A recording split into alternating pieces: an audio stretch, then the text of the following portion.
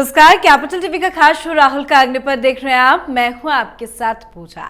दिल्ली के चुनावी प्रचार युद्ध में आज बीजेपी के दिग्गज उतरे, तो वहीं प्रचार से दूरी बनाए राहुल गांधी भी आज चुनावी मैदान में उतरे। पटपड़गंज और ओखला में राहुल गांधी की चुनावी रैलियों का आज आयोजन किया गया, तो वहीं रैलियों से पहले राहुल गांधी ने दिल्ली स्थित वाल्मीकि मंदिर का दौरा किया, जहां उन्होंने पूजा अर्चना की। राहुल गांधी वाल्मीकि मंदिर से निकलने के बाद नई दिल्ली विधानसभा क्षेत्र में भी पहुंचे, जहां उन्होंने लोगों से बातचीत की। तो राहुल गांधी की दिल्ली चुनावी यात्रा पर चर्चा करेंगे, पर कल जो मध्य प्रदेश की यात्रा राहुल गांधी ने की थी, उसको लेकर बवाल बढ़ता जा रहा है।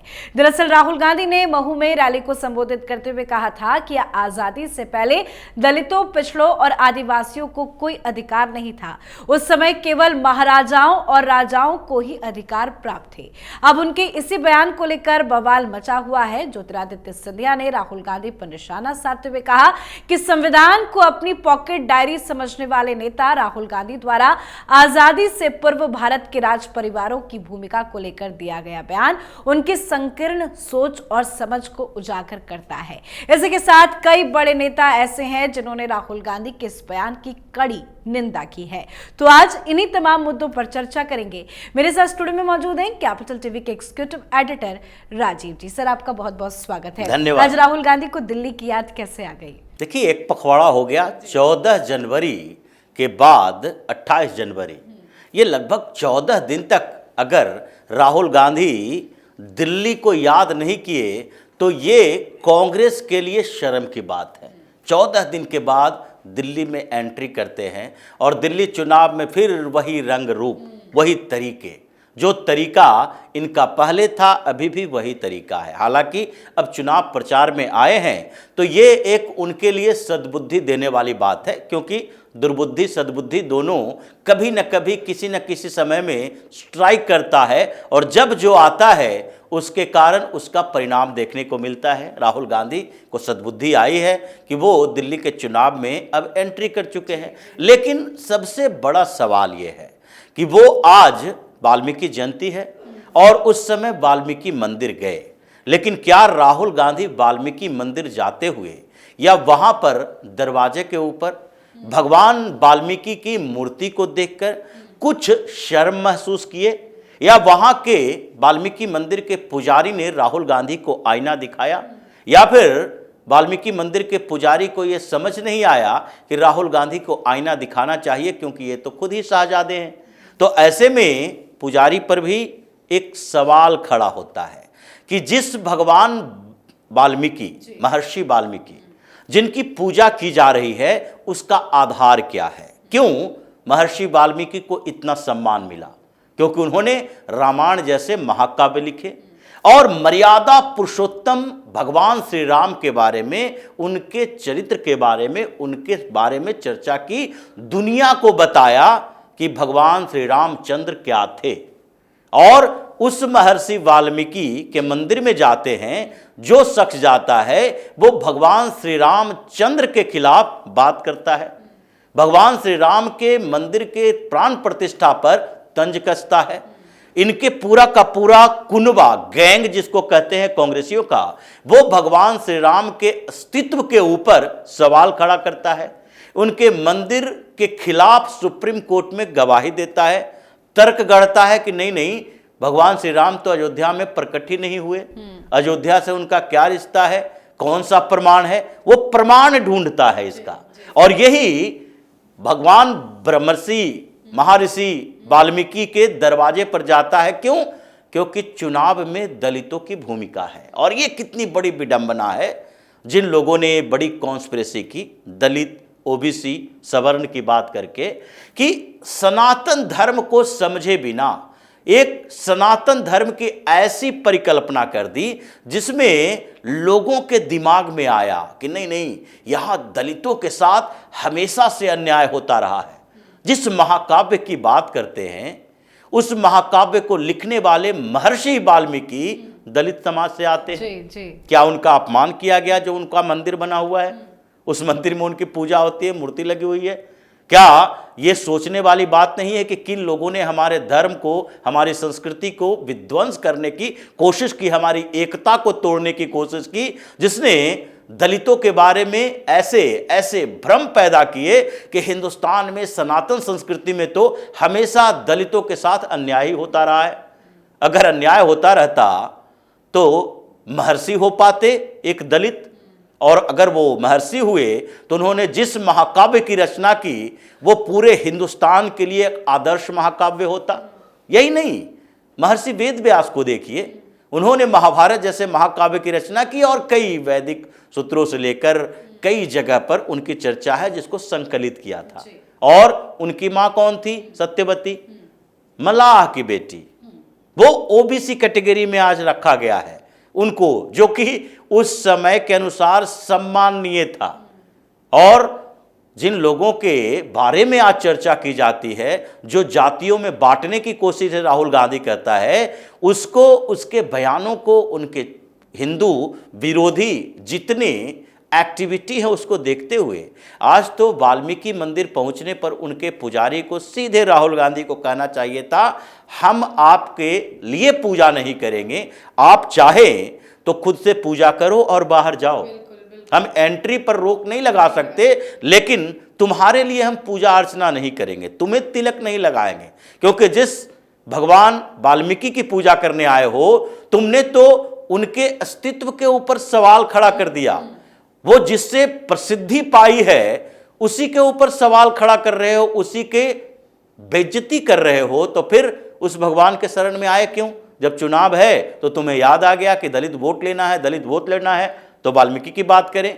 इसलिए ये प्रोपेगेंडा जो राहुल गांधी ने क्रिएट किया है इतने सालों में, उसी का एक उदाहरण है कि अगर आप वाल्मीकि को मानते हो तो भगवान श्री राम को मानो, अगर भगवान वाल्मीकि की पूजा करते हो तो जिनको उन्होंने भगवान माना, जिनकी आराधना करके वो इतने महान बने, आप उसको कैसे इग्नोर कर सकते हो? भगवान श्री राम के खिलाफ बोलते हो, जय श्री राम के नारे से तुम्हें परेशानी होती है। तो इस व्यक्ति के इस कुत्सित मानसिकता के ऊपर अभी ये ऋषि मुनियों को या फिर जितने साधु संत हैं, महात्मा हैं, जो सनातन धर्म की सुरक्षा की बात करते हैं, जिनके कारण वो आध्यात्मिक तरीके से हो या सांसारिक जीवन में प्रसिद्धि पाते हैं, इन लोगों को इसका विरोध करना चाहिए। वाल्मीकि मंदिर के उन पुजारी का भी विरोध करना चाहिए, क्योंकि उनको ये समझ नहीं आया कि राहुल गांधी आए हैं तो हम क्या कर पाए। खैर, दिल्ली के चुनाव में आ चुके हैं, अब इनका वो थोड़ा बहुत कन्फ्यूजन था, उसे दिल्ली यूनिट के नेताओं ने थोड़ा क्लियर किया है, सद्बुद्धि दी है कि देखिए अब आ जाइए, नहीं तो अब नहीं आए तो इसके बाद आपकी प्रतिष्ठा दांव पर लग जाएगी। क्योंकि सारा जो क्षेत्रीय पार्टियां सारी है, जिसको आप इंडी अलायंस में अपने कंधे पर बिठाकर घूमते हो, ये सब केजरीवाल के साथ आ गया है। और अब अगर आप नहीं आते हैं तो यही कहेगा कि हम लोगों ने ऐसे प्रेशर बनाया, राहुल गांधी अपने घर से निकलकर प्रचार नहीं कर पाया, क्योंकि ममता बनर्जी भी उधर से भेज रही है पूर्वांचल के लीडर यानी कि शत्रुघ्न सिन्हा बिहारी बाबू को। ममता बनर्जी अपने नेताओं को कह चुकी है कि जाकर चितरंजन पार्क में जाकर प्रचार करो, जहां जहां बंगाली रहते हैं वहां वहां जाकर प्रचार करो। समाजवादी पार्टी में अखिलेश यादव कह रहे हैं कि भाई हम तो केजरीवाल के रथ पर सवार होकर रोड शो करेंगे। तो सारे लोग आ गए अरविंद केजरीवाल के साथ। अब उसमें अगर राहुल गांधी बाहर नहीं निकलेगा तो कहेंगे कि राहुल गांधी डर गया, ये पूरे इंडी अलायंस ने दबाव डाला, राहुल गांधी बिल में दुबक गया, तो इसलिए बाहर आना पड़ा है। अब गोल मार्केट में गए हैं, ये रोड शो प्रस्तावित था संदीप दीक्षित के लिए। अब इनको तो कम से कम ये एहसान रखना चाहिए कि जिस परिवार के साथ इतना निकट संबंध, जिनके फैमिली रिलेशन है, जब राहुल गांधी की सड़क पर सामान फेंका जा रहा था तो उस समय संदीप दीक्षित के घर को ही इन्होंने ठिकाना बनाने की सोची थी, पूरी व्यवस्था हो गई थी कि संदीप दीक्षित के घर में शिफ्ट करेंगे। इन दोनों के बीच पारिवारिक संबंध है, शीला दीक्षित के समय से घर में आना जाना, और वो संदीप दीक्षित चुनाव लड़ रहे हैं और आप देख रहे हो कि हम बहुत बड़े नेता हैं इसलिए उनके प्रचार में एक आध दिन जाए। कम से कम इसका ख्याल तो रखो। नई दिल्ली में तो तुम्हें एक एक घर पर जाना चाहिए, एक एक गलियों में ये पद यात्रा करनी चाहिए, और आसपास के क्षेत्रों में सोनिया गांधी को भी निकालो, कि 10 जनपद तो निकलकर थोड़ा बहुत घूम लिया कीजिए, बग्गी में ही घूम लो। अगर रोड शो करना है, कम से कम सोनिया गांधी इतना तो हैं, इतनी तबीयत खराब नहीं है कि वो खड़ा होकर रोड शो नहीं कर सकती। प्रियंका वाड्रा वायनाड जा रही है, ये ऐसे चुनाव के समय दिल्ली में छोड़कर ये वायनाड की यात्रा कर रही है। तो ये इन लोगों को अगर देखा जाए तो ये एहसान फरामोश परिवार है, ये किसी के एहसान नहीं लेता और ये सबको अपना गुलाम समझता है आसपास में, इसलिए गुलाम शब्द इसके दिमाग में घुस गया है। और महू में क्या कहा, दलितों को, पिछड़ों को ये भारतीय जनता पार्टी आरएसएस वाला गुलाम समझते हैं, क्योंकि इसके दिमाग में है कि वह चारों तरफ के लोगों को गुलाम समझता है। हेमंत बिस्व शर्मा ने सही कहा था कि हम गए, ये कुत्तों के साथ हम लोगों को बिठा दिया है, एक साथ बिस्किट खिला रहा है, क्योंकि इसके दिमाग में है कि हम तो हिंदुस्तान के नए हिंदुस्तानी, जो लोकतंत्र संविधान की बात करता है, उसके शहंशाह तो हम ही हैं। इसलिए गुलामी शब्द जो इसके दिमाग में चलता है दूसरे के ऊपर थोप देता है। तो खैर जो स्थितियां हैं राहुल गांधी की वो अपने लिए है, लेकिन अरविंद केजरीवाल के खिलाफ अगर इसने बेहतर प्रचार किया, कांग्रेस का बेहतर परफॉर्मेंस करवाया, तो इसकी 2-4% गलतियां माफ की जा सकती है, क्योंकि ये सनातन परंपरा है। सनातन धर्मी जो हिंदू होते हैं, ये किसी के भी कुकर्म को थोड़ा सुकर्म के साथ मिल जाए तो उसके कुछ पापों को माफ करते हैं। हिंदुस्तान का हिंदू इस बात के लिए, कुछ चीजों के लिए राहुल गांधी को माफ कर देगा।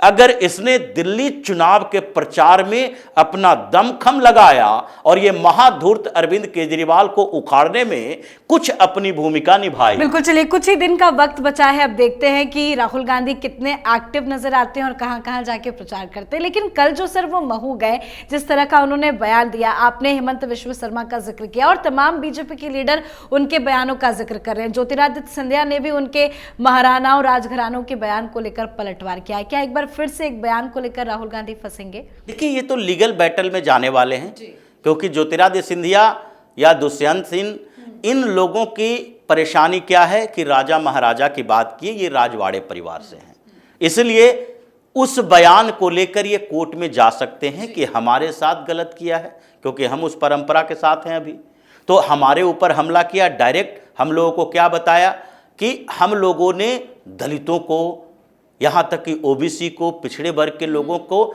शोषण किया है, अब तक शोषण करते रहे। तो ये इनकी व्यक्तिगत समस्या है। दूसरी, भारतीय जनता पार्टी या तीसरे हिंदू समाज की बात करते हैं, क्योंकि राहुल गांधी के दिमाग में जो चलता है उसको एक दिशा में लेकर नहीं देखा जा सकता।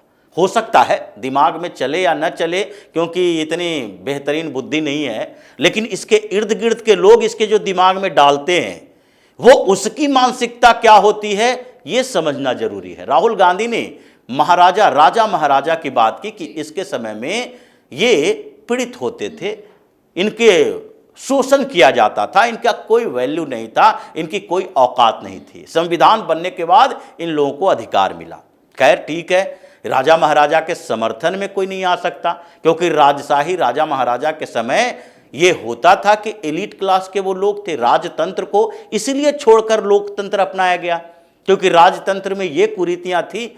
लेकिन क्या राहुल गांधी ये राजा महाराजा शब्द के बदले शहंशाह सुल्तान नहीं कह सकते थे? क्या राहुल गांधी के दिमाग में नहीं चला कि ब्रिटेन के बाद, ब्रिटिश सरकार के बाद संविधान जो अपनाया गया, आज़ाद हुआ भारत, उससे पहले ब्रिटिश सरकार यानी कि ब्रिटेन का शासन 200 सालों तक, उससे पहले तकरीबन 500 सालों तक ये मुसलमानों का शासन। तो इस 5 और 2 700 सालों को तुम पूरी तरह से हटा क्यों देते हो?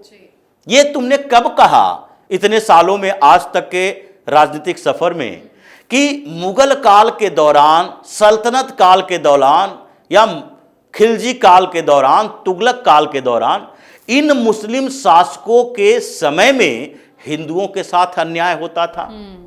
वो नहीं देखता था कि ये दलित हिंदू है या पिछड़ा हिंदू है या ब्राह्मण है या फिर ठाकुर है, क्षत्रिय है, वो नहीं देखता था। वो सबके साथ अन्याय किया, बहु बेटियों के इज्जत के साथ खिलवाड़ किया, कन्वर्ट करवाया तलवार के जोर पर, कई मंदिरों को तोड़ा।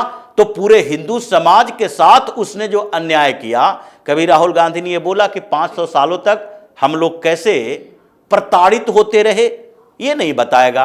राहुल गांधी ये नहीं कहेगा कि क्रिश्चियनिटी का जब दौर आया, ये ब्रिटिश सरकार यहां बनी, ब्रिटेन का शासन रहा 200 साल तक, तो हिंदुस्तान में जो क्रिश्चियनिटी नहीं थी वो पनप पनप के केरल से लेकर नॉर्थ ईस्ट तक भरमार हो गया। क्रिश्चियन मिशनरी है जो यहां कन्वर्जन रैकेट चलाया, जो मानसिकता अभी इसकी भी है। जो सोनिया गांधी एक कैथोलिक ईसाई जो हिंदुस्तान में आकर हिंदुस्तान में दो ऐसे लोगों को राजनीति में लाया, राहुल गांधी और प्रियंका वाड्रा, जिसकी पूरी की पूरी मानसिकता क्रिश्चियनिटी डोमिनेटेड है। ये हिंदुओं की बात समझता ही नहीं, सनातन संस्कृति को नहीं समझता है। तो इस पूरे मामले में जो राहुल गांधी ने राजा महाराजा शब्द का उपयोग किया, इससे व्यक्तिगत पीड़ा, व्यक्तिगत परेशानी ज्योतिरादित्य सिंधिया को होगी और उसके बदले वो व्यक्तिगत रूप से कोर्ट में जा सकते हैं। लेकिन हिंदुओं के साथ जो इसने हिंदू सनातन द्रोह का काम किया है, वो तो करते हैं और लगातार करते हैं। इसके लिए हिंदू समाज को ये बताना चाहिए कि राहुल गांधी, जब तुम शोषण की बात करते हो तो सेलेक्टिव क्यों रहते हो? हमेशा सेलेक्टिव परसेप्शन तुम्हारा क्यों रहता है कि हिंदुओं में सिर्फ कुछ वर्ग विशेष के साथ गलत हुआ और जो पूरे हिंदू समाज के साथ गलत हुआ, जब उसको हम फिर से बदलने की कोशिश करते हैं तो तुम दोनों भाई बहन मिलकर ये जाते हो रोड से हंगामा करते हुए कि संभल में हम मस्जिद बचाने जा रहे हैं। वहां पर उसके नीचे मंदिर को बचाने नहीं जाओगे, कभी आंदोलन नहीं किया। तुम लोगों ने प्लेसेस ऑफ वर्शिप एक्ट लाया कि नहीं, ये जो 500 सालों तक मुसलमानों ने तोड़ तोड़ कर मंदिरों को मस्जिद बनाया है, उसको फिर से नहीं सुधारा जा सकता।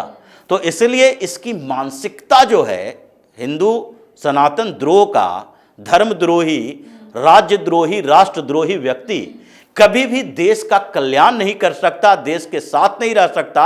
इसलिए लोगों को यह समझना पड़ेगा कि राहुल गांधी की एक एक एक्टिविटी, एक एक काम जो होता है वो राष्ट्र और सनातन दोनों के खिलाफ ही जाता है। बिल्कुल सर, बहुत बहुत धन्यवाद सर समझाने के लिए। धन्यवाद। तो राहुल गांधी जब जब मुंह खोलते हैं, कुछ बयान देते हैं, वो बयान उन पर भारी पड़ जाता है, क्योंकि बिना सोचे समझे, बिना जानकारी के राहुल गांधी कुछ भी बोलते हैं। सिंधिया ने राहुल गांधी की टिप्पणी को लेकर उन पर निशाना साधा है और कहा है कि पहले उन्हें इतिहास पढ़ना चाहिए और फिर राजघरानों के बारे में बयानबाजी करनी चाहिए। अब दिल्ली में चुनावी रैलियों के दौरान राहुल गांधी क्या रायता फैलाते हैं वो भी देखना दिलचस्प होगा। तो आपकी क्या कुछ राय है, कमेंट करके जरूर लिखिएगा। देखते रहिए कैपिटल टीवी। नमस्कार।